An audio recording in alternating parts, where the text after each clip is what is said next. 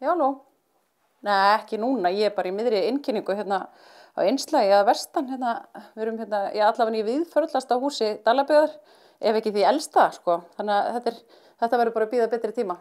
Takk samt.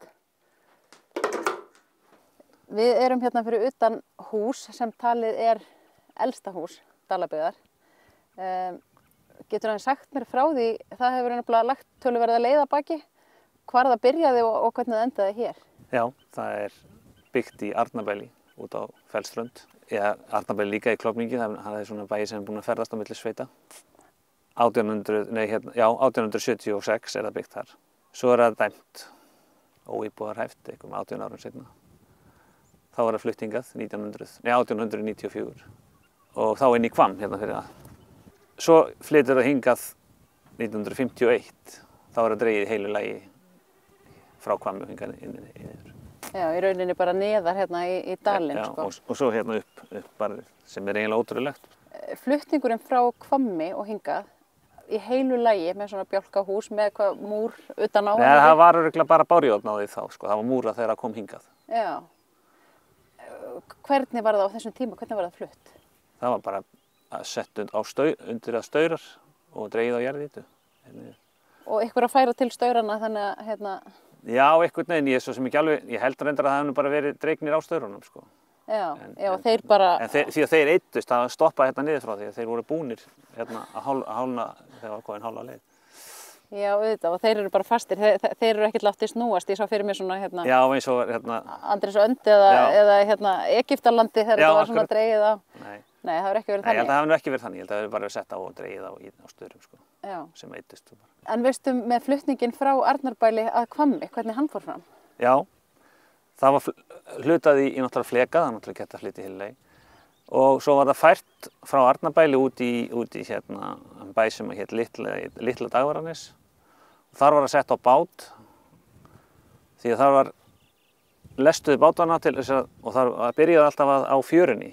Þannig að svo þegar aðfalli kom, þá tókuðu lensin inn fjörðin til þess að þessi auðveldar að koma inn fjörðin, sko.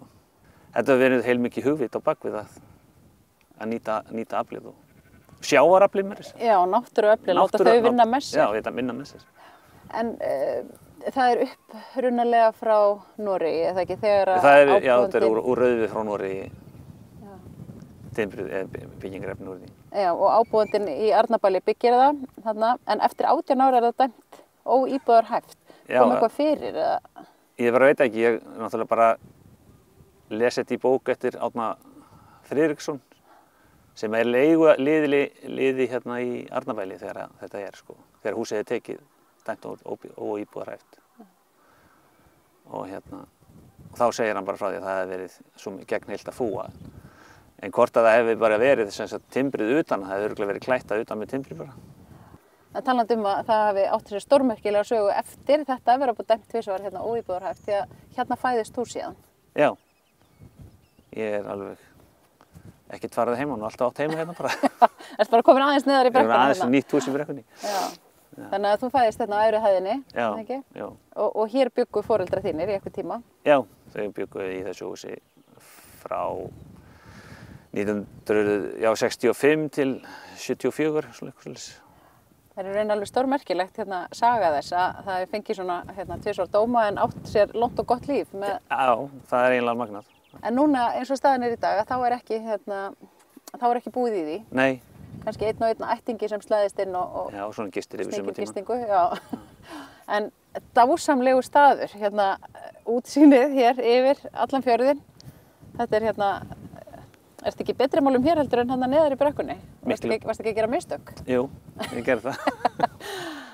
Þetta er dásamlegur staður. Maður úlstillist bara ef maður fer hérna inn í húsið og bara inn í húsið, það er einhver andi í því líka, sko. Það er bara, maður bara gleymir sér bara. Hafið þið eitthvað hugmynd hvað eitthvað langar að gera í framtíðinni? Nei, ég held að sé nú bara aðalega að varðveita það. Kannski einhver tíma getum við boðið einhverjum í gamaldags vöfflukaffi eða eitthvað. Var algengt á þessum tíma að hús væru flutt svona hreppaflutningum á milli, hefur þetta ekki farið í óvinnu mörg ferðalög? Ég held það, þetta sé nú kannski svolítið sérstætt, sko. Víðförlasta hús, já. Kannski allavega í Dalabyggð. Já, en Sko, það er ýmislegt sem við gert. Það var náttúrulega stórt og mikið hús sem var í Búðardal. Það var rifið og hlutaði sundur og það stendur á Selfossi í dag. Það er alveg feikna stórt og mikil bygging sem að kaupmaður í Búðardal átti, sko. Og það stendur við aðalgötunum á Selfossi í dag, sko. Já, maður hefur heyrt svona eina flutninga en tvenna, það er kannski... Já, einmitt, það er ekki marga flutninga, held ég. Þetta er kannski ágætt í dag, í tímum COVID, að færast bara með heimilinu. Já. Þú getur kannski leikta út í svona húsaflutninga. Já, já.